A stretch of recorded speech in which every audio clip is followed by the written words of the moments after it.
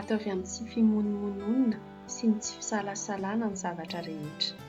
mba ho tsy manatsiny sady madio ianareo, dia zanak'Andriamanitra tsy azo kianina eo amin'ny firenena meloka sy maditra, izay amirapiretanareo tahaka ny fahazavana eo amin'izao tontolo izao.